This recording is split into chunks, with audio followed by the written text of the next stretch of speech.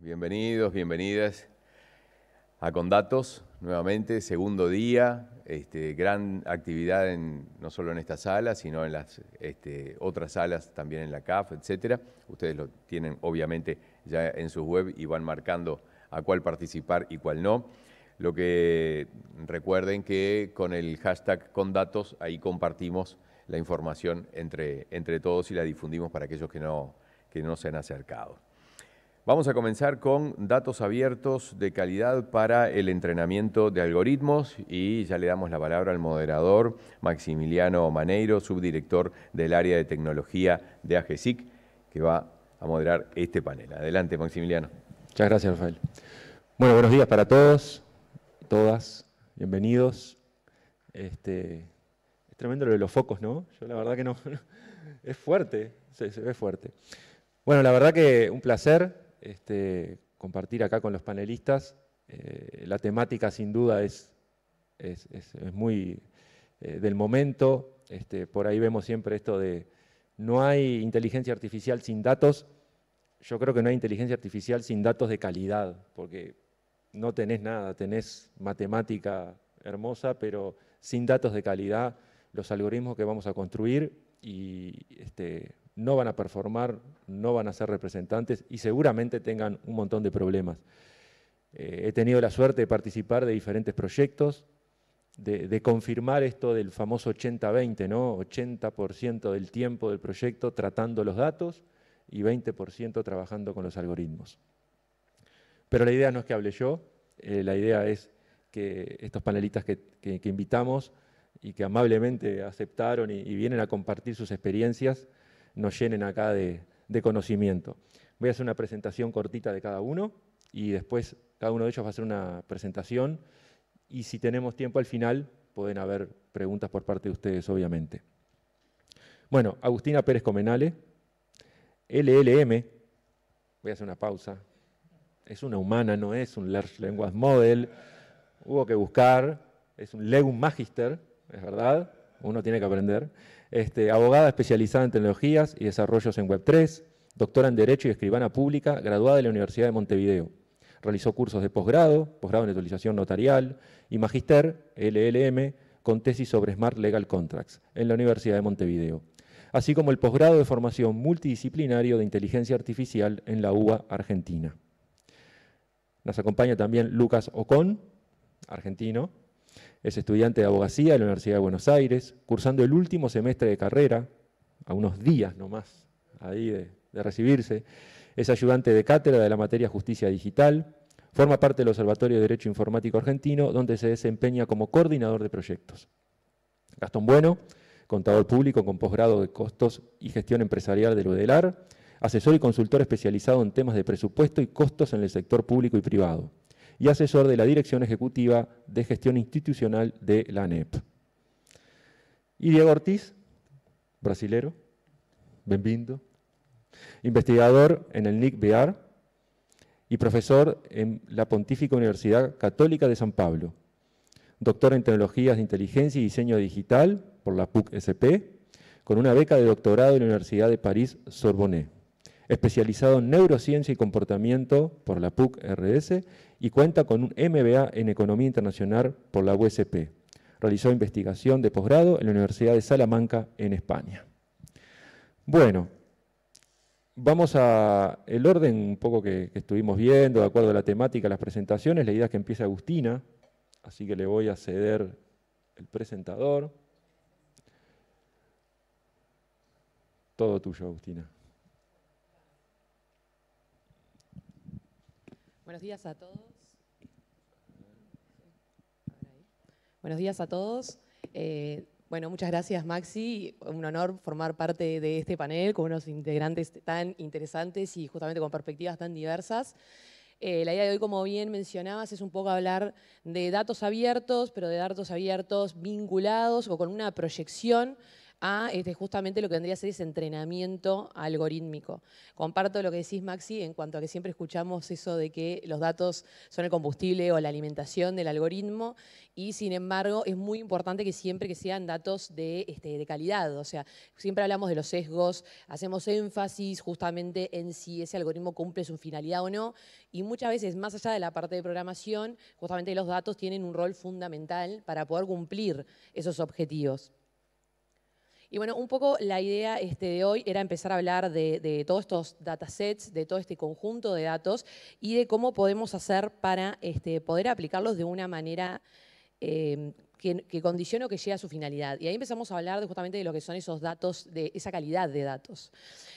Como bien sabemos, ya la regulación a nivel región en lo que es datos abiertos data de hace un par de años.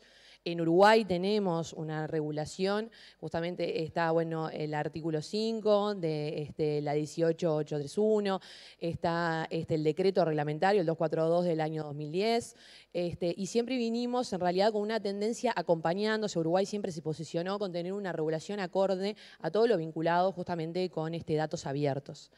Dentro de lo que es esta regulación, así pasó, por ejemplo, en 2019 en la Unión Europea también tuvo directivas y tuvo un complementario en 2021, justamente donde hizo énfasis en el uso algorítmico de datos, pero siempre haciendo énfasis en lo que son los datos abiertos a nivel de función pública, o sea, de instituciones públicas. Intentando aludir justamente a la transparencia de la necesidad de esas regulaciones. Entonces, más que nada lo que es ese contexto global es justamente primero no dejar de destacar de que hoy regulación hay y hay regulación suficiente en cierta medida para acceder a esa transparencia y esos datos y ese compromiso por parte de la Administración Central Pública de justamente poder transparentar el uso y permitir la utilización y esa reutilización en realidad por distintos organismos privados, particulares, etcétera. La idea es a medida que vamos hablando justamente de poder también destacar el tema de esa interoperabilidad y uso que vamos a estar mencionando más adelante. Sé que la parte de mis compañeros van a traer otras casuísticas como es el caso de Colombia, entre otros, para ir un poco más al detalle en ciertos avances, que eso es muy importante. Y finalmente mencionar el tema del vínculo o del rol para poder incentivar también no solamente al sector público, sino al sector privado, que en muchas ocasiones en realidad es el gran tenedor de datos y de datos de calidad y de datos que permiten justamente el buen entrenamiento de determinados algoritmos. Como les decía, en Uruguay hoy pueden acceder, hay un montón de distintas categorías de datos con finalidades muy diferentes para que justamente que podemos acceder, que están actualizadas y que se vienen aumentando exponencialmente el número de bases de datos a las cuales podemos acceder. Siempre respetando los principios, en cierta medida, de datos abiertos, de lo cual yo después me voy a estar refiriendo a uno de ellos, que es justamente el principio de que tienen que ser datos primarios. Cuando hablamos de datos primarios, hablamos de datos que en cierta medida son inmediatamente relevados, por decir una forma, de la fuente y que no tienen ningún tipo de tratamiento para justamente, en cierta medida, acreditar la calidad de los mismos. Como le decía, a nivel regulatorio tenemos un tema de, primero, esa interoperabilidad, o sea, esos datos que se ofrecen justamente a la población o que se ofrecen para transparentar gestiones, siempre es importante que estén en formatos que generen una facilidad en la accesibilidad a los mismos. O sea, tienen que ser formatos que permiten la interoperabilidad de distintas funciones y eso es algo que siempre hay que apostar justamente para permitir o para aumentar la escalabilidad de uso de los mismos. También el tema de la variedad de datos. No es lo mismo, por ejemplo, un dato estadístico a lo que es algo que tiene que ver con una geolocalización o datos geográficos, a lo que tiene que ver, por ejemplo, con cualquier otro tipo de distintos tipos de datos que justamente se suben a estas bases abiertas, a estas bases open source que acompañan ese open data que se termina dando a nivel de gestión pública. El tema del no procesamiento es uno de los temas que quiero hacer mucho énfasis. Creo que en un primer momento, siempre cuando se pensó en este principio primario, en este principio de no procesamiento de acceso a los datos, o sea, de estos datos en realidad que se ofrecen para poder acceder a los mismos, en cierta medida se pensó justamente en que no generar una especie de frontera o de barrera a la hora o de predeterminar en cierta medida la funcionalidad de esos datos. Sin embargo, eso es algo que debe respetarse, pero que también vamos a ver que pensando un poco a futuro y pensando más en la parte justamente del involucramiento de inteligencia artificial, hay un rol muy importante en lo que es el entrenamiento de esos datos, en lo que es cómo se categorizan esos datos, el tratamiento que se les da, que es algo importante y que el día de mañana puede ser muy útil compartir datos procesados con una finalidad acorde para que otros, ya sea privados, particulares, etcétera, pueden hacer uso de los mismos y empezar a generar como una comunicación más abierta de todos esos datos. Y el tema del gran desafío es cuál es el estándar de calidad.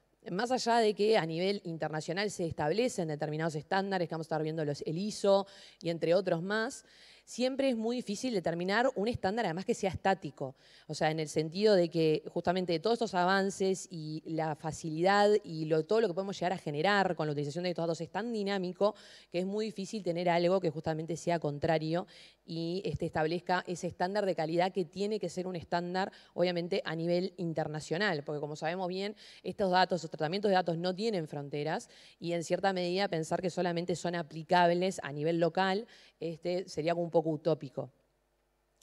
El tema también, por ejemplo, esto se trató mucho en España, se trató mucho a nivel gobierno en España y se hizo énfasis en algunos principios que sí tienen que sostenerse a la hora de compartir este tipo de datos. Como vemos, en realidad hay muchos que son esperables o lógicos, como es, por ejemplo, el tema de la confidencialidad. Son datos reservados, no lo son datos reservados para algunas personas dependiendo de la finalidad. Todo el tema que tiene que ver, por ejemplo, con la complejidad que puedan llegar a tener, la exactitud de esos datos, que sean datos obviamente que en cierta medida puedan reflejar las estadísticas o lo que se busca resolver. Y como vemos, todos estos son importantes que en cierta medida se sigan respetando. Sin embargo, de vuelta hago énfasis en el tema de lo que son los principios y los estándares estáticos. Esto tendría que ser principios de base para así después empezar a reflejar subcategorías a medida de que se va avanzando en realidad en la utilización y en los desarrollos tecnológicos. Nosotros sabemos que, por ejemplo, hoy por hoy, ¿por qué hablamos tanto de inteligencia artificial? Bueno, por uno de los temas no es tanto por la tecnología en sí desarrollada, sino por la escalabilidad de uso que tiene.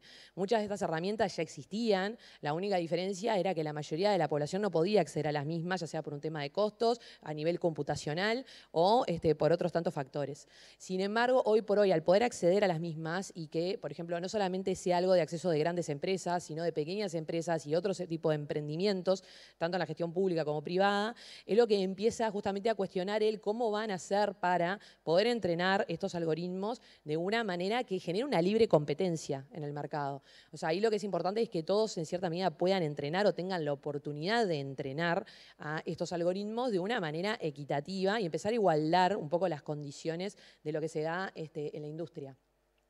También un poco, más allá de que esto después lo van a tratar en la parte de Colombia y bueno, todo lo que tiene que ver también con Open Data Lab que se da a nivel internacional, se habla mucho de ese ciclo de vida del dato, pero vamos a ver lo que se habla de ese ciclo de vida de dato como el primer anillo de muchas capas que se tienen que empezar a contemplar a la hora del día de mañana pensar en una gobernanza de datos. La gobernanza de datos lo que va a hacer es traerle valor a esos datos de una manera exponencial, más allá de lo que es la simple extracción del dato, capaz que un tratamiento y una reutilización, sino darle valor también al procesamiento que pueden llegar a tener. Y eso es importante, algo que tenemos que empezar a considerar, como le decía, también en todo lo vinculado a datos abiertos. Nosotros vamos a empezar a implementar un entrenamiento algorítmico y qué mejor que el día de mañana poder facilitar determinadas etapas a través de entrenamientos de determinados datos que ya fueron procesados de una manera específica, que ahí es muy importante seguir con la línea de la transparencia y entender qué tipo de tratamiento se les dio, para así después poder considerar, por ejemplo, si son aplicables o no, y poder seguir compartiendo las evoluciones y actualizaciones que se hagan sobre esos datasets o justamente base de datos.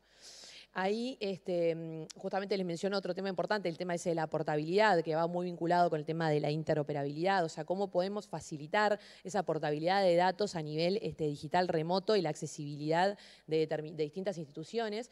Y uno de los temas más importantes, y que quiero hacer énfasis, es el tema de mantener una armonización con la regulación ya local e internacional vinculada a la parte de protección de datos personales. ¿Y a qué me refiero con esto? Obviamente nosotros ya tenemos una regulación a nivel internacional, hay estándares internacionales que hoy por hoy, por ejemplo, a nivel privado las empresas exigen cumplir, como puede ser un GDPR, como pueden ser otros. Sin embargo, empezar a aplicar a lo que es el relevamiento, el tratamiento y justamente el compartir esos datos, por ejemplo, mecanismos como puede ser el de disociación, o sea, nosotros vamos a compartir determinados datos, imagínense, estadísticos, y obviamente ahí lo que hace es contemplarse ese principio como nosotros tenemos de responsabilidad proactiva, de ya en cierta medida interpelar a buenas prácticas en lo que tiene que ver justamente con todo lo vinculado a protección de datos. Después, como les decía, finalmente empezar desde ese círculo más chico, que van a ver que es lo que está en el medio, que justamente es el ciclo de vida natural de un dato, por decirlo de alguna forma, y empezar a valorar las otras capas que tienen que ver justamente hasta llegar a una gobernanza de datos y una valoración de justamente los datos. Y ahí vamos a ir experimentando distintas etapas. Pero lo importante es que a la hora de justamente pensar en ese Open Data, la propuesta, por ejemplo, que tuvo el Open Data Lab es empezar a diagramarlas todas de manera de poder empezar a tener como una comunidad más grande y más elaborada y más compleja y de mayor calidad de justamente lo que es ese dato y no tener el dato neutro solamente. Poder tener esa posibilidad, pero acceder a los otros tipos de tratamientos que pueden colaborar justamente con todo lo vinculado a datos abiertos. Y además entender obviamente lo que es interponer estándares universales, que esos tienen que compartir toda la parte de principios, pero además empezar a modernizar mucho de los principios que justamente les estoy mencionando.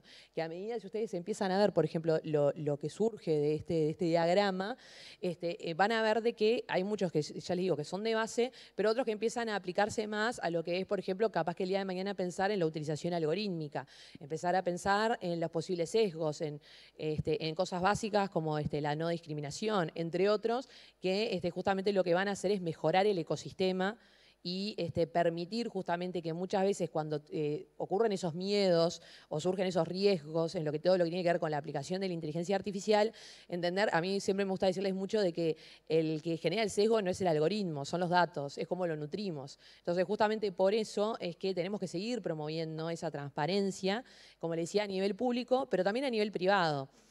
Al principio de la charla les mencionaba, hoy por hoy las empresas privadas generalmente son las mayores tenedoras de datos. ¿Por qué? Porque manejan en gran parte del flujo de los datos que se dan a nivel internacional.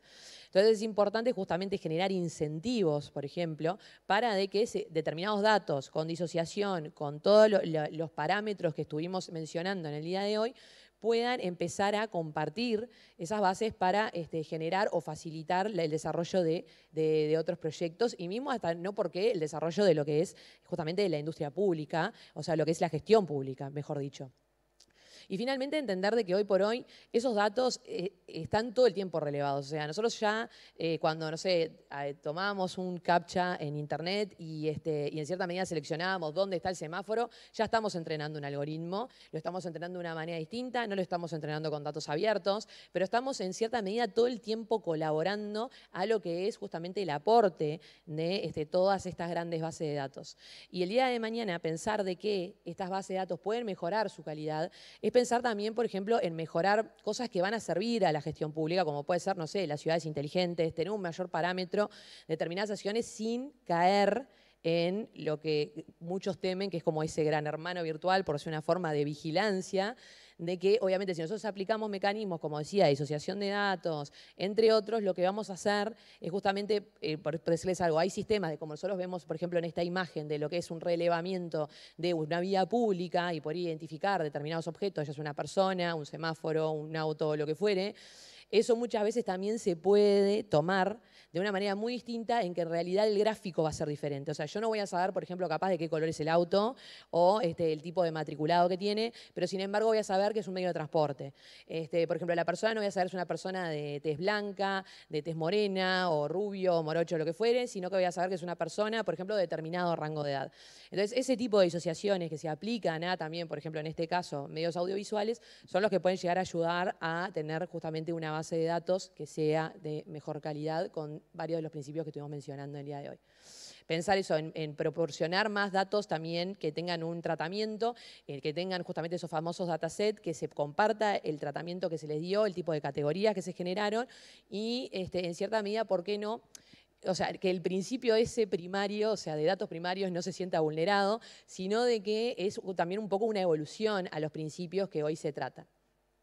Bueno, y en realidad, de cierta medida, es eso, empezar a gestionar justamente distintos relevamientos y empezar a pensar cómo desde toda la parte de datos abiertos se puede seguir desarrollando en la gestión pública y, por qué no, mejorar un mercado en la gestión privada. Muchas gracias.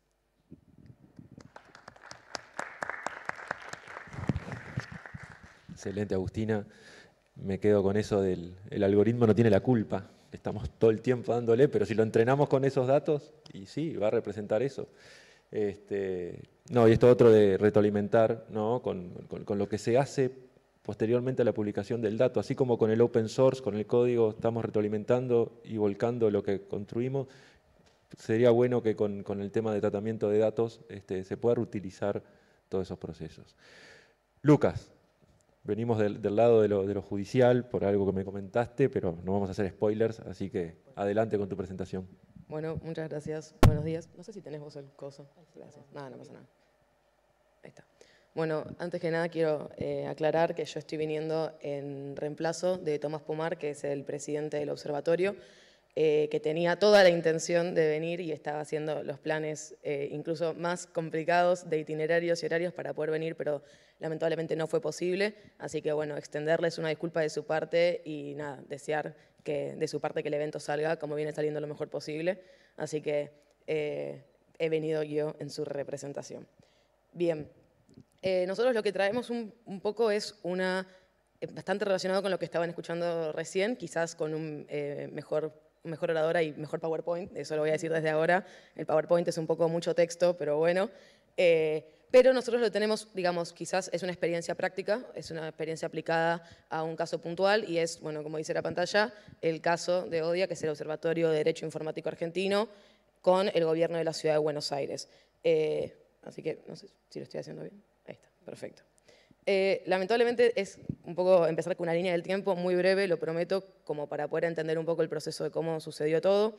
En el año 2016 se sanciona en Ciudad de Buenos Aires, digamos en la legislatura porteña, una ley que crea el Sistema Público Integral de Videovigilancia, es decir, de vigilancia con cámaras en la vía pública, lo cual termina dando de cierta forma un pie para que en 2019 se lance el sistema de reconocimiento facial de prófugos. Cuando vean que todo el PowerPoint dice SRFP, refiere a eso, Sistema de Reconocimiento Facial de Prófugos, que fue anunciado en un evento que se llamaba Smart City Expo por ciertos miembros del gobierno de la Ciudad de Buenos Aires, ministro de Justicia y Seguridad, jefe de gabinete, etcétera, que obviamente estaba presentado como una herramienta para mejorar la seguridad y básicamente el objetivo que tenía era reconocer, o sea, los datos biométricos, digamos, los rasgos faciales y demás de una persona en la vía pública y poder contrastarlos con una base de datos de lo que se llama el CONARC, que es el Sistema de Consulta Nacional de Rebeldías y Capturas.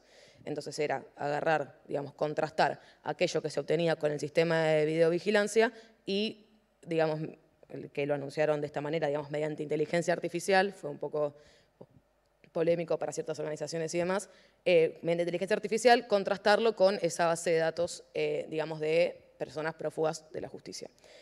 Obviamente este sistema SRFP para funcionar requería de un convenio entre el Registro Nacional de las Personas, que es el RENAPER, de hecho también va a estar mencionado como para dar medio un glosario de paso, y el Ministerio de Justicia, con lo cual el RENAPER le iba a enviar los datos que el Ministerio de Justicia requiriera y necesitare para poder, digamos, darle funcionamiento y utilidad a este sistema de reconocimiento facial de prófugos.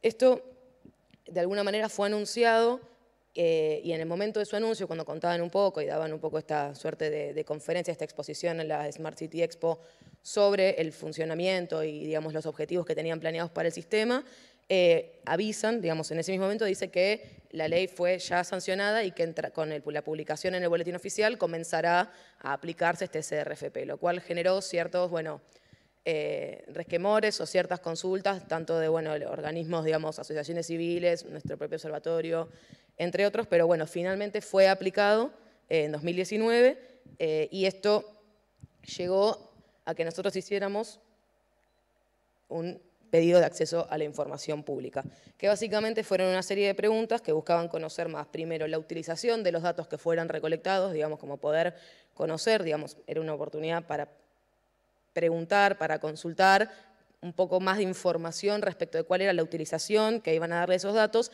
y cuáles iban a ser, consecuentemente, los protocolos de seguridad y de privacidad y de confidencialidad de esa información recopilada desde el momento de su captura en la propia vía pública hasta su procesamiento, comparación y demás.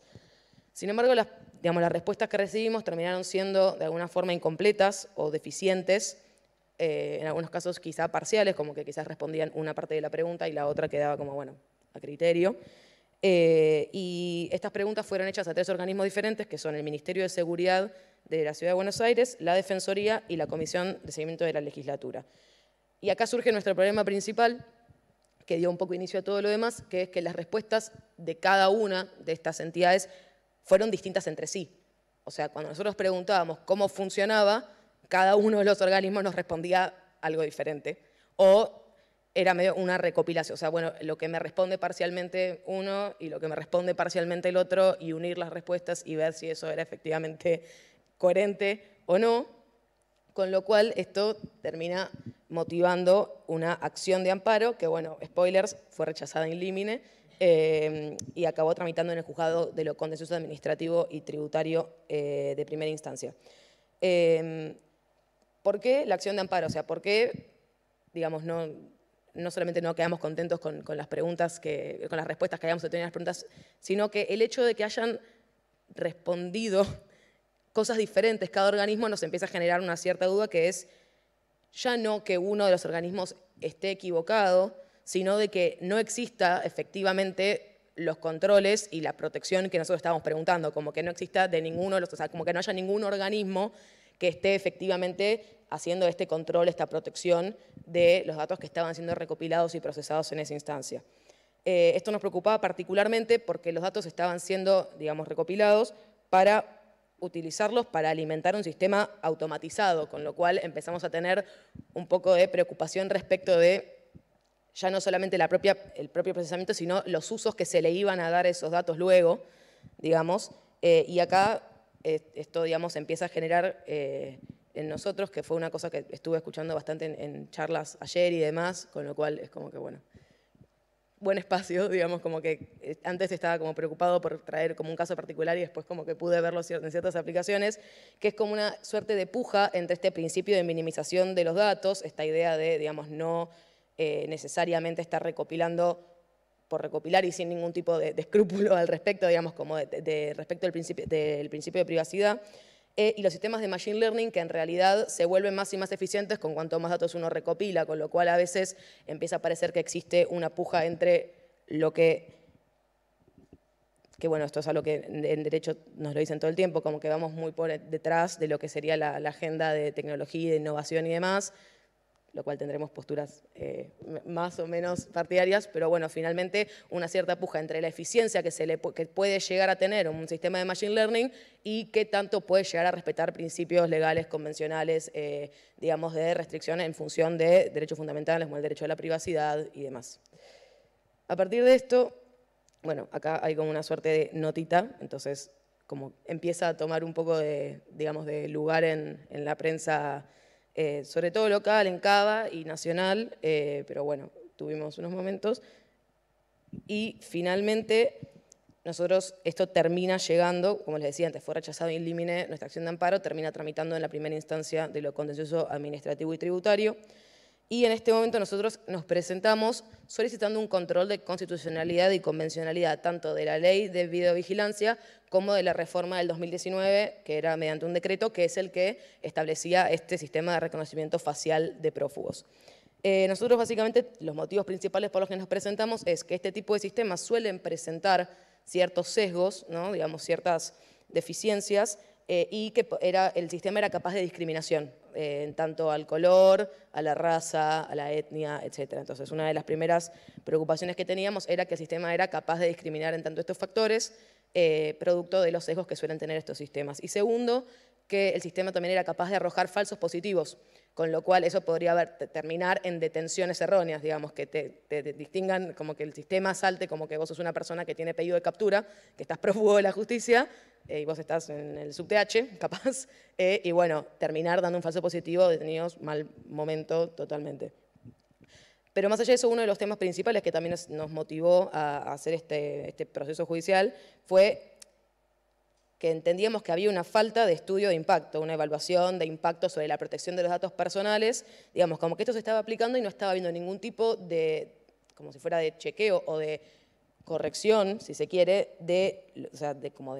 no hay ningún organismo controlando, por un lado, la base de datos del CONARC, que es de donde salía quiénes son las personas que supuestamente tenían pedido de captura, o sea, todo lo demás no tenía sentido sin saber quiénes son las personas que tenían pedido de captura en Argentina, en Ciudad de Buenos Aires.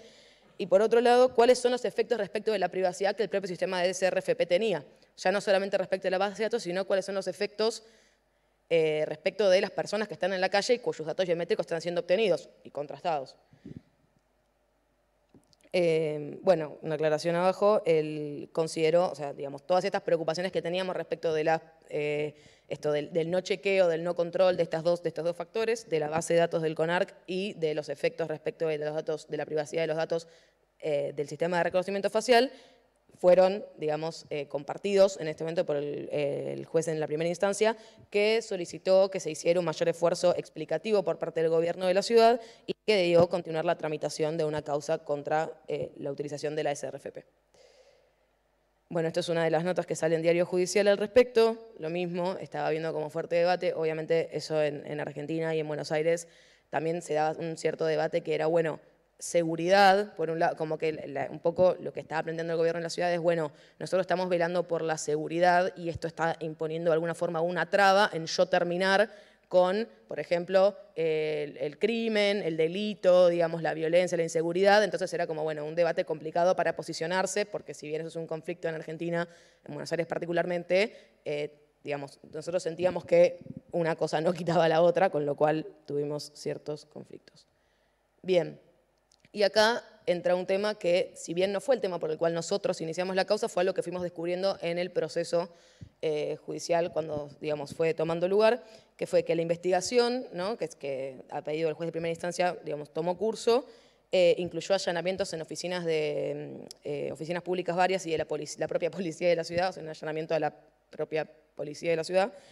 De los allanamientos surgió que las consultas que se hacían al RENAPER excedían la búsqueda de prófugos, ¿no? Un poco quizás alguien lo estaba ya craneando, un poco el miedo que quizás algunos ya tenían, que es, bueno, se estaban haciendo búsquedas de personas que excedían el listado de prófugos que teníamos. Entonces, si nosotros teníamos un listado entre aproximadamente 35.000 y 40.000 prófugos y teníamos un historial de 9 millones de búsquedas, con lo cual empezaron a quedar a todas luces un cierto exceso respecto de las búsquedas cuando lo contrastás con el número efectivo de prófugos que tenés y que supuestamente estás usando el sistema para buscar. O sea, se supone que el sistema estaba hecho pura y exclusivamente, de hecho, digamos, en el decreto que regula este sistema de reconocimiento facial, aclara que solo serán usados al efecto respecto del contraste con esa base de datos. Bien. Y dentro de esos 9 millones, que esto ahora viene toda una leve explicación al respecto, encontramos que no eran solamente, digamos, quizás personas corrientes, como agarrar datos por agarrarlos en sí mismos, sino que empezamos a encontrar, bueno, nosotros no, mediante el allanamiento empezaron a encontrar que muchos eran búsquedas respecto de personas públicas del espectro político, del espectro periodístico, ¿no?, periodistas, panelistas, noteros, demás, de aspectos empresariales, creo que si no me equivoco estaba Galperín, el Mercado Libre, y figuras sobre todo del espectro político y de derechos humanos, que eso fue un poco como lo más pesado. De hecho, creo que estaban exactamente, había datos de abuelas y madres de Plaza de Mayo. Eve Bonafini y Estela de Carlotto, digamos, una de las más importantes. Con lo cual, esto tomó un cierto camino que ya excedía un poco lo que nosotros habíamos preguntado y luego pedido el control de convencionalidad y constitucionalidad. Perdón, bueno, lo mismo. Un par de imágenes, acá chequeado, que bueno, para nosotros es una base bastante importante para contrastar noticias. Y acá tenemos un poco los motivos y consecuencias de esta situación. Nosotros, bueno, como veníamos spoileando recién, planteando, esto sucede porque la ciudad estaba usando el sistema de reconocimiento facial sin ningún organismo de contralor, sin ningún tipo de límite o de control y sin rendirle cuentas ni a la legislatura que había aprobado el proyecto, digamos, que había aprobado esta modificación a la ley de videovigilancia que permitía el sistema de reconocimiento facial, ni a la Defensoría del Pueblo, que es quien además había expresado cierta preocupación y demás. En este contexto, digamos, empezamos a tener como una suerte de llegada respecto de ciertos miembros que incorporaban en ese momento, que quizás siguen incorporando. Estamos en un momento como electoral, tenemos funcionarios electos, funcionarios en funciones, con lo cual puede ser un poco confuso, que básicamente empiezan a hacer ciertas declaraciones públicas por las cuales, entre otras cosas, empiezan a dudar de nuestro carácter apartidario como observatorio, digamos, cierta acusación de que nosotros estábamos intentando sabotear este proceso, bastante en las líneas de como esto está funcionando, quieren que lo demos de baja porque no hace a sus intereses, digamos, básicamente sugiriendo que nosotros no éramos lo partidario que decíamos ser, cosa que lógicamente es totalmente falsa. Pero bueno, esto obviamente, digamos, nosotros no consideramos ni utilizamos la vía penal como herramienta de transformación, particularmente dentro del observatorio, con lo cual esto, digamos, esta falta de control, esta falta de rendición de cuentas fue confirmada en un peritaje oficial de la Policía de Seguridad Aeroportuaria y finalmente la Procuraduría de Investigaciones Administrativas hizo una denuncia penal al gobierno de la Ciudad de Buenos Aires respecto de la utilización de CRFP y de los datos biométricos en presunta, por supuesto, violación de la Ley de Datos Personales Argentina. De lo cual creo que sí sigue bien. Este es el informe de la Policía de Seguridad Aeroportuaria. No sé cómo se verá en la pantalla, no me atrevo a darme vuelta.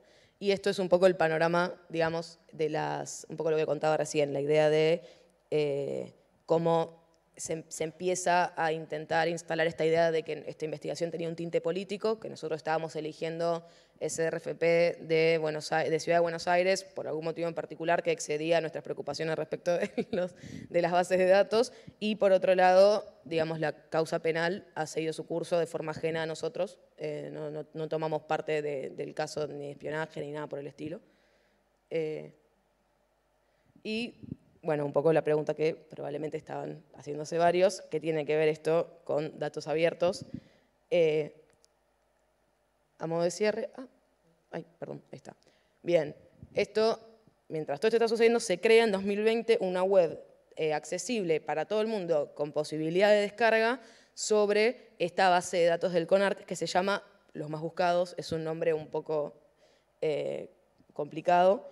Pero bueno, más allá de eso, en la cual uno podía entrar a verla. Esto fue bastante polémico respecto de, ahí está, perfecto, una declaración posterior cuando el relator especial sobre derecho a la privacidad de las Naciones Unidas vino a visitar la Argentina y, digamos, pudo entrar en conocimiento de esta situación, que sostiene que no encontraba proporcionalidad, digamos, en instalar este tipo de tecnología que tiene, digamos, grandes menoscabos respecto de la privacidad y el uso de los datos, y empieza a enumerar ciertos errores, si se quiere, o fallas que tenía esta base de datos que estaba siendo usada de nuevo como base de datos oficial para contrastar con todos los datos recopilados tanto que ofrecía RENAPER como los que se obtenían del reconocimiento facial en la vía pública.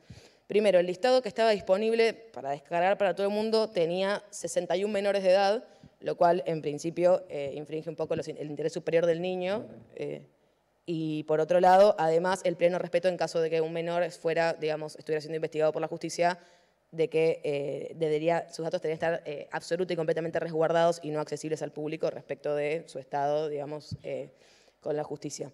Y después, además, la base de datos tenía varios errores. Por ejemplo, había personas que figuraban como si tuvieran 2 o 3 años, que tenían pedido de captura por robo o por otros delitos graves. De nuevo, se llamaba los más buscados, con lo cual eran sobre delitos graves. Entonces había como personas que figuraban como de 2 o 3 años, que supuestamente estaban prófugos de la justicia con pedido de captura por robo.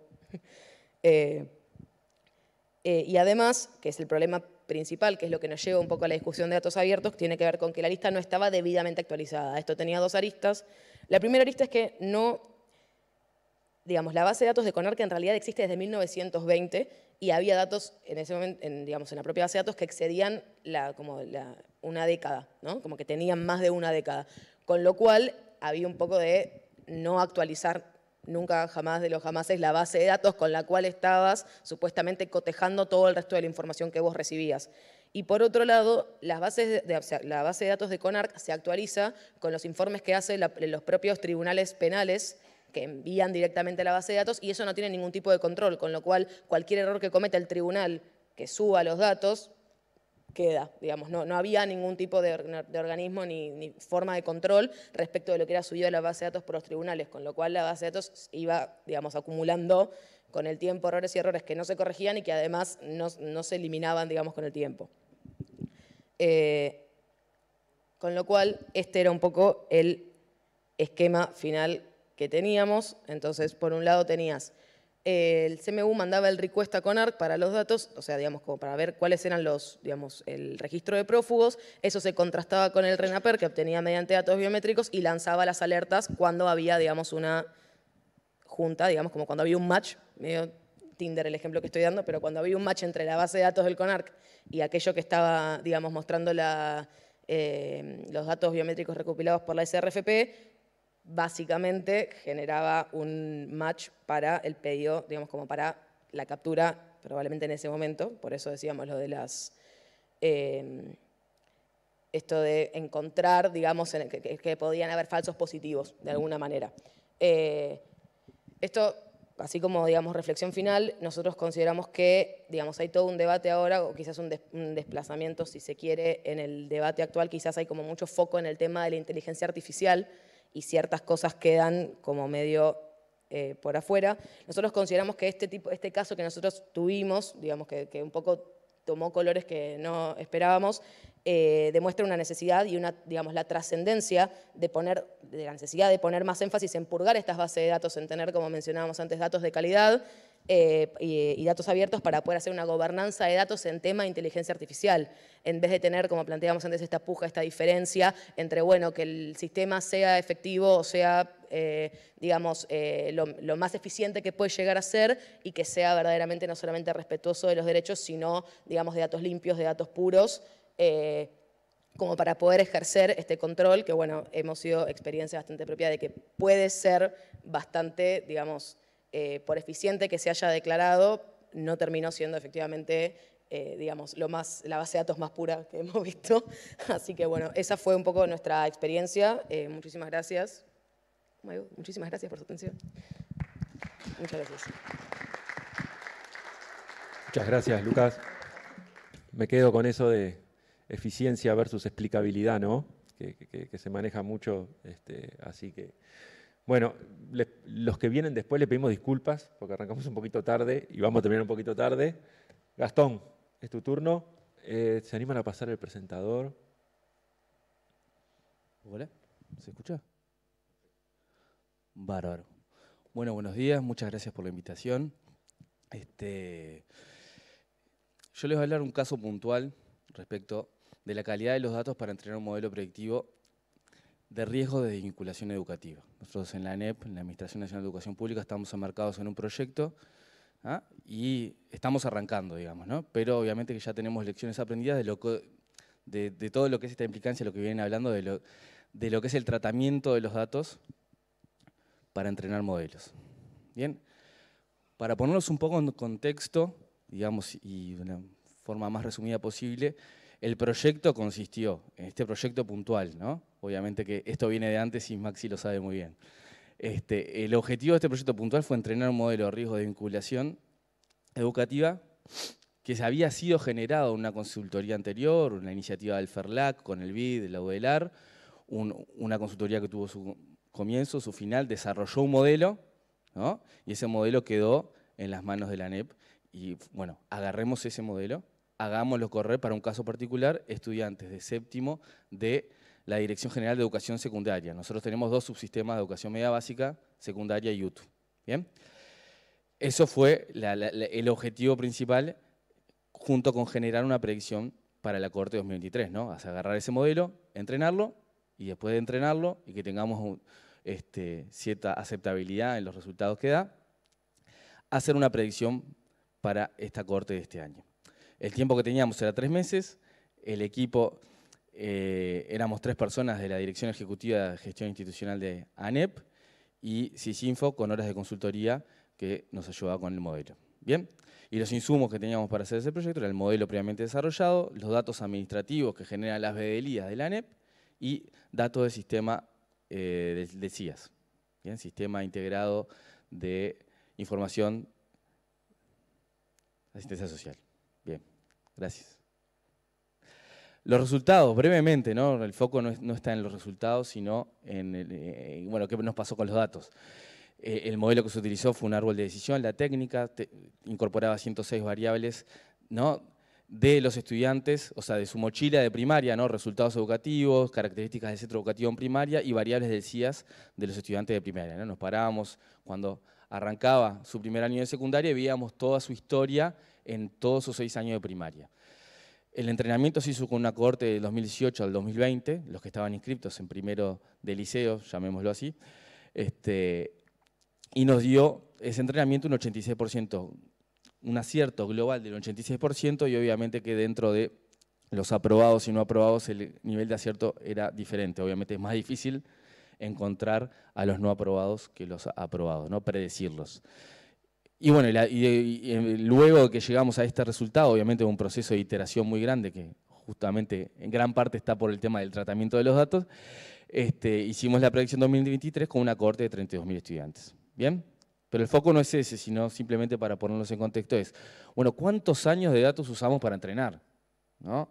O sea, porque principalmente el gran desafío es la robustez que tenemos que tener, que tiene que tener los datos, ¿no? La completitud que tiene que tener los datos cuando lo metes en la licuadora de la inteligencia artificial, porque no es lo mismo que otras técnicas de inteligencia humana o de Big Data o de análisis que uno puede agarrar y recortar y pegar en el camino y sacar y poner, ¿no? Yo creo que un poco ese es el gran desafío. Y ahí tomamos, ¿no? Como estábamos estudiando una cohorte de 3 cohortes, ¿no? De estudiantes que inician su educación media en 2018, 2019 y 2020, íbamos para atrás 6 años en primaria, íbamos para adelante 2 años en educación media básica porque el criterio, el concepto de desvinculado es si al tercer año no aparece, ¿no?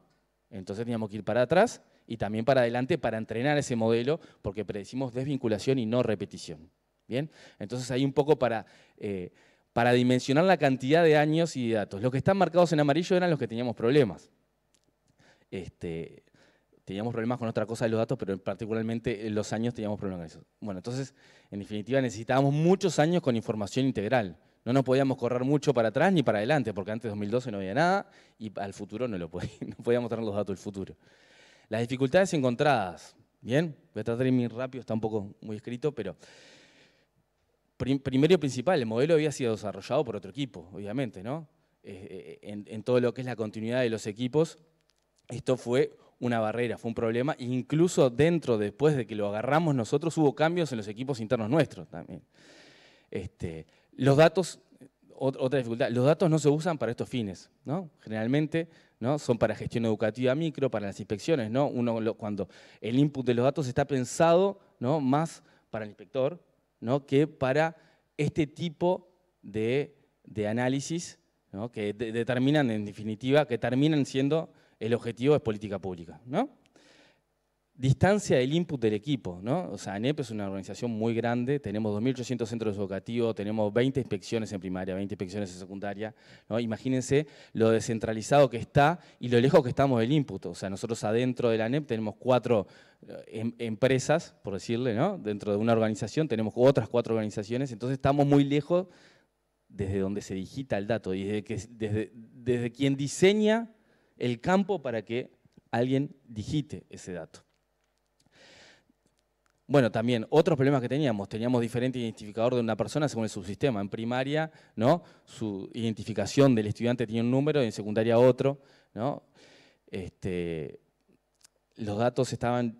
Otro problema, la discontinuidad de los datos. Bueno, en pandemia tuvimos el problema de que no teníamos resultados finales en un año, o sea, no teníamos resultados finales de notas en el 2020 y no teníamos resultados intermedios de notas en el 2021.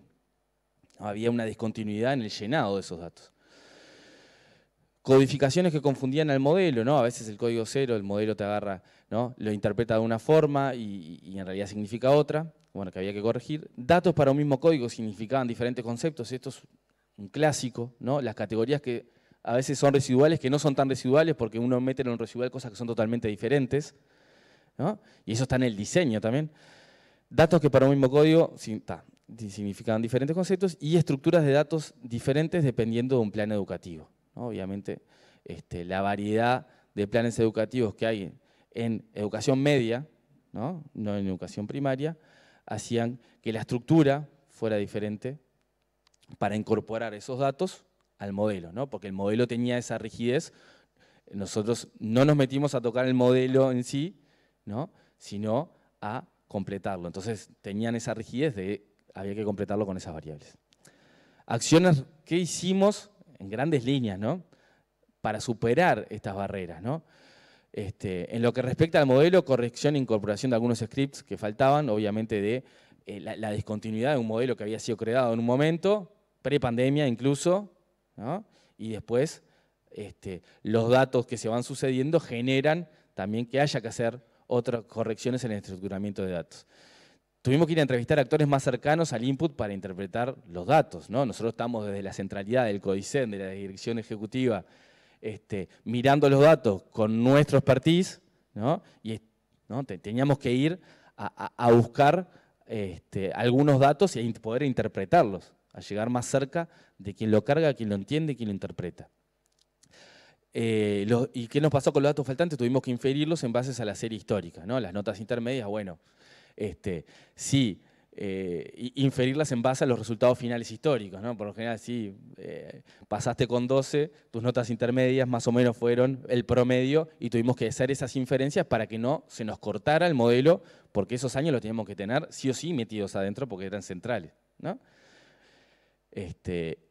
Y buscar otras variables que ayuden a interpretar las existentes. En esto que decíamos de que un mismo código significaban diferentes cosas, bueno, ir a buscar alguna otra variable que haga de nexo y que me explique y que me haga esa apertura que hoy no la podía entender por esa variable.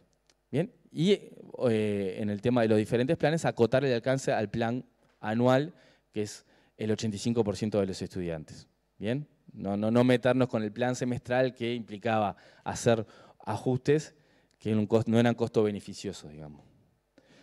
Lecciones aprendidas, ¿qué aprendimos de esto, no?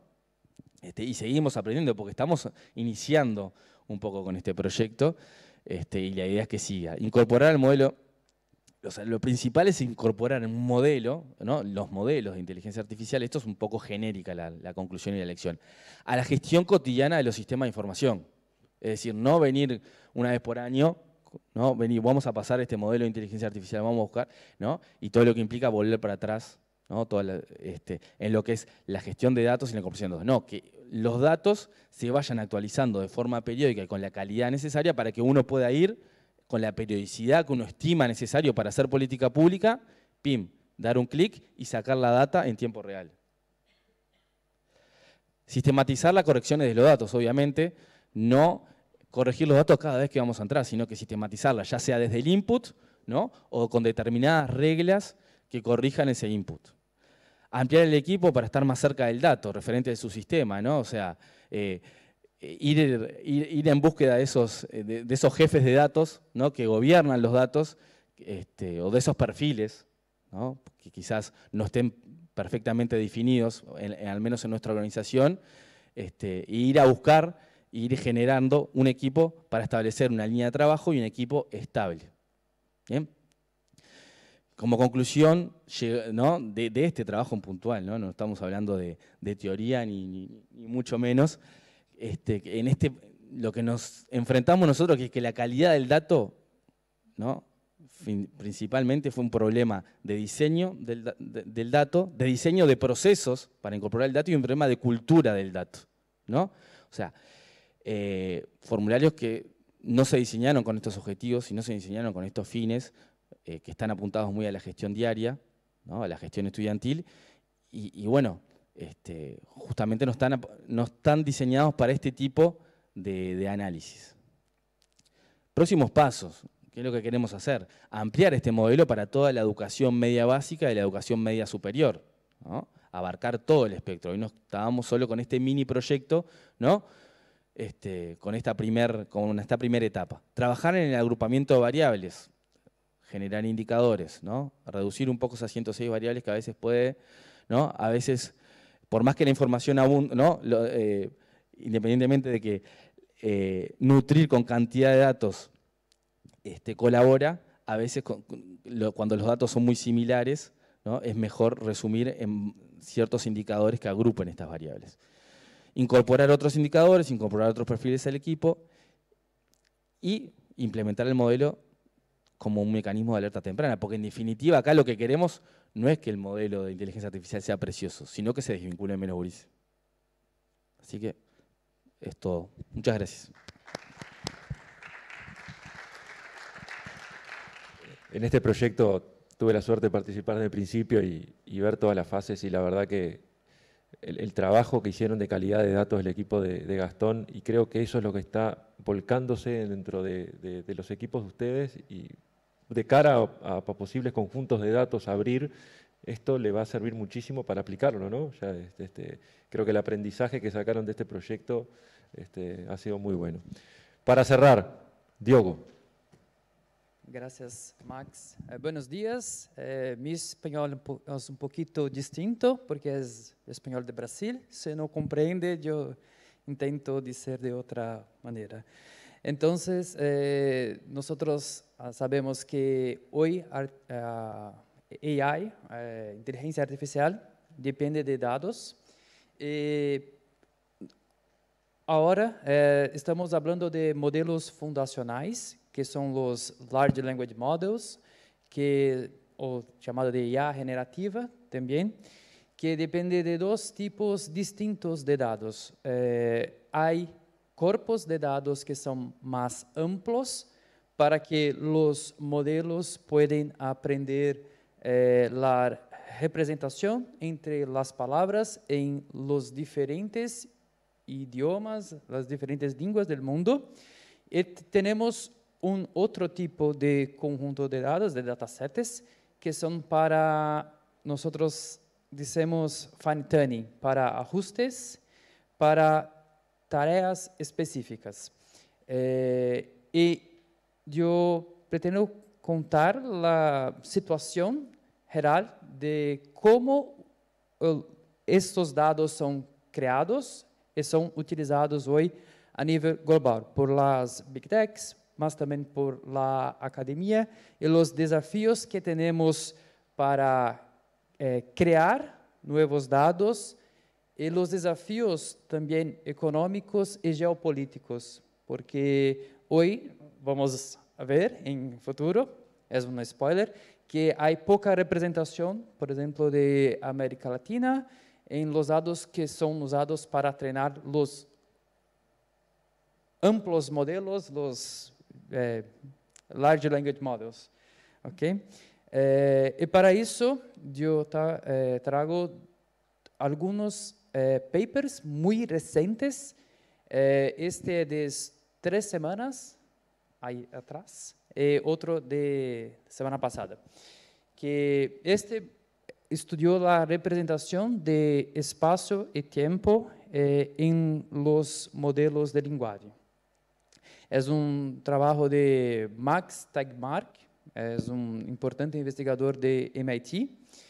E na verdade, eles estavam estudando se os modelos de linguagem aprendem também mais do que representaciones a partir del lenguaje, pero puede representar el mundo como conocemos. Entonces, eles criaron diferentes datasets para analizar espacios, eventos, personas en diferentes partes del mundo. Esto, por ejemplo, es una representación de espacio y tiempo en Llama 2. Llama 2 es un Large Language Model. No sé cómo se dice en español. ¿Cómo se dice? ¿Modelo de lenguaje? ¿Modelo de lenguaje? Sí. Llama 2 es grande modelo de lenguaje. Nosotros tenemos ese problema para traducir en portugués también, no pasa nada. LLM, ¿ok? So, Large Language Model.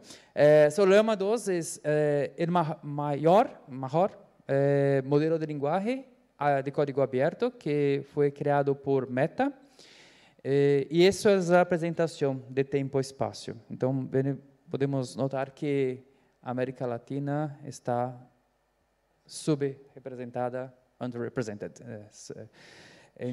nesse modelo com dados de espaço, tempo, eventos, pessoas, situações. Isto é só um exemplo.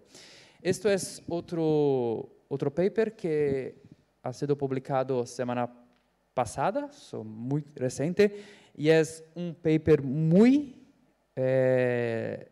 largo porque hay muchas colaboraciones de MIT, Carnegie Mellon, Apple, Cohere for AI, that's a startup que es muy fuerte en la área de inteligencia artificial.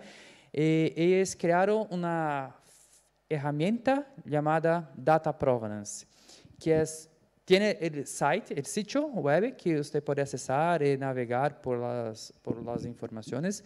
Ellos trabajaron para entender mejor lo estado actual de los datos que son utilizados para entrenar los modelos de lenguaje y otros tipos de inteligencia artificial.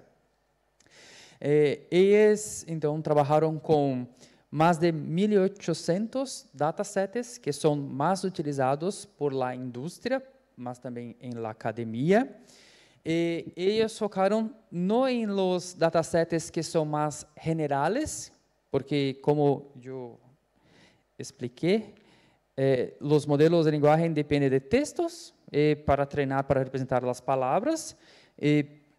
Una vez que usted tiene este modelo entrenado, ele representa as palavras, mas, por exemplo, ChatGPT funciona muito bem porque há muitos fine-tuning, muitos ajustes, que dependem da interação com as pessoas, mas também de dados. E para isso, este estudo ha concentrado esforços em los datasets de fine-tuning, los principais. Aqui tem uma lista que você não pode ver, mas está aí para ilustrar. São mais de 1.800 datasets em diferentes línguas, diferentes tamanhos. Alguns são enormes. E a partir disso, eles investigaram, por exemplo, as diferenças de licenças. Licenças? Se diz? Licenças. Por exemplo, 85% dos datasets usados por la indústria, são datasets que utilizam, por exemplo, Creative Commons, mas requerem atribuição. E 30% inclui o share alike. Se você utiliza o dado, você tem que compartilhar da mesma forma. Mas não é isso que nós vemos hoje, porque, por exemplo, o OpenAI utilizou muitos desses datasets, mas a atribuição em lo technical reporting, em los papers. Então, é um desafio que os autores colocam para as big techs, mas também para as startups. Como fazer com essas licenças de dados? Quem cria estes datasets? 68%, 69%, São criados por la academia, 17% por grupos de pesquisa, 21% por laboratórios de indústria, por exemplo, Facebook e AI, 15% por organização. E também temos a fonte destes dados de treinamento. Então, 22% é de enciclopédia, online enciclopédia, principalmente, majoritariamente, Wikipedia. Social media, 16 pontos, pero a estimativa é que este número há uma queda no futuro, muito por conta de las plataformas de social media cerrando as APIs para coleta de dados, porque temos Twitter, mas também Reddit. Vocês estão usando, coletando nossos dados e não está nos give money, haciendo el pago, ¿sí? Sí. Entonces, es una in the landscape, provavelmente esse número vai cair. 11% de la web em geral, blogs, sites, etc.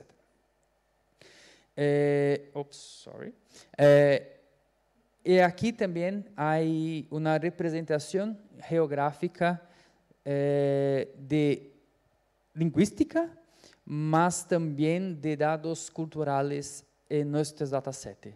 E mais uma vez, podemos ver que esses datasets são focados em inglês e também em la Europa Ocidental. E neste estudo, eles também investigaram datasets que são de América Latina, de África, e eles notaram que mesmo os datasets que são, por exemplo, em português, em espanhol, são criados por organizações de norte global. Por exemplo, a academia, universidades de fora, por exemplo, a Universidade de Washington, criando muitos datasets em espanhol e português. Interessante. Então, é um desafio que temos. Porque eu vou contar uma história de um projeto que desenvolvemos em Brasil, em NICBR, Núcleo de Informação de Controle do .br. Porque precisamos entender que estes modelos são um modelo global, que é disponibilizado de forma global, pero muitas vezes, como vimos em los dados, não há representação cultural e linguística. E o que hace esses modelos é sempre dar uma resposta. E essa resposta pode ser simplesmente uma tradução, mas muitas vezes não há nossa representação cultural nesses modelos. Então, a consequência, o resultado disso pode ser uma planificação de muitos atributos subjetivos, culturais em el mundo. E para contar uma história, nós trabalhamos por 2 anos em computação afetiva, que é como se é possível reconhecer emoções, utilizando inteligência artificial. Organizamos diferentes workshops, papers sobre isto. Né? E há, por exemplo, diferentes, em la neurociência, em la ciência cognitiva, diferentes teorias sobre o tema. E muitos destes sistemas, por exemplo, Microsoft, OpenAI, eles desenvolvem este tipo de inteligência artificial baseada em uma teoria que é de Basic Emotion Theory, de teorias básicas e universais. Se assistisse, não sei como se chama esta película. Ah, sim, em português é Divertidamente, Inside Out. É uma representação, você tem diferentes emoções que é representada de forma distinta, mas esta não é a teoria mais aceita na ciência. A teoria mais aceita atualmente é da construção de emoção. Você sente a emoção em seu corpo e a linguagem ajuda a dar sentido à emoção. Então, depende da linguagem, depende da cultura. Y, por ejemplo, no es posible crear, por ejemplo, si la situación se mantiver igual, vamos a utilizar inteligencia artificial entrenada en los Estados Unidos, que no leva en consideración las culturas locales, y podemos utilizar cosas para crear o clasificar la subjetividad humana, o crear conteúdos que son muy específicos de norte global.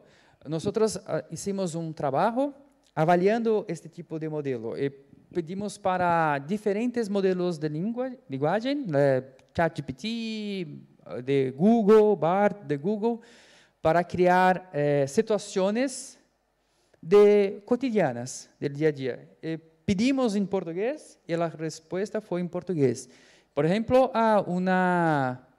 uma cena de, como se diz, breakfast? Desayuno, claro, de desayuno. Ele escreveu uma cena em português, mas a descrição é de desayuno de Estados Unidos, com bacon, ovo. No, nosotros comemos pão de queijo, outros tipos de coisas. ¿Conoces pão de queijo? Não? Muito bem. Então, este é um desafio que temos que entender, que também eu penso a inteligência artificial como uma caixita de soft power, né? Neste processo de homogeneização da cultura, da subjetividade humana. E para combater ou ajudar esse cenário a melhorar, nós desenvolvemos um projeto para emoções em português. Por exemplo, o Google tem uma pesquisa, ele ha criado um banco de dados de emoções com mais de uma taxonomia de mais de 35 emoções em inglês e é utilizado em diferentes línguas, fazendo uma tradução direta. Nosso equipo trabalhou com a equipe de neurociência de uma universidade em São Paulo e nós fazemos uma transposição, uma adaptação da taxonomia com linguistas, neurocientistas, psicólogos, e depois coletamos dados e anotamos. Então, hoje há um dataset aberto em português que pode ser utilizado por la comunidade, que há uma representação de las emoções baseada em la cultura e em português. Pero se comparamos o tamanho do modelo, o tamanho do dataset, é diferente, porque eles têm muitos recursos para criar datasets maiores.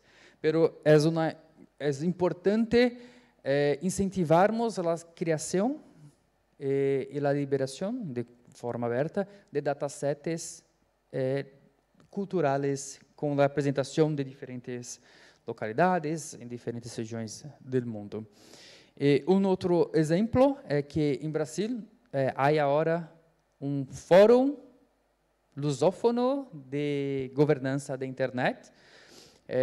Lusófonos são os países que falam português. Então, Brasil, Portugal, Moçambique, Angola, Cabo Verde, Timor-Leste. Esta foi uma edição organizada há 2 meses e tínhamos um painel para discutir a importância de criar conjuntos de dados, datasets, em nosso caso, em português, com diferentes representações culturais de Brasil, Portugal, Angola, para treinar nossos próprios modelos e também para aumentar a representatividade em estes modelos que são globais. Então, esse é um desafio que temos. Isso é para contar só geral sobre a situação atual destes modelos de inteligência artificial, que é um desafio muito grande para o sul global, para a América Latina. Espero que compreendeste mi espanhol de Brasil. Muchas gracias. Obrigado. Muy interesante, la verdad, Diogo. Estamos súper pasados de tiempo. La idea es tener preguntas pero los invito a hacerlas afuera. Los panelistas van a estar y seguramente se queden un rato. Muchas gracias a todos y nada más. Cerramos por aquí.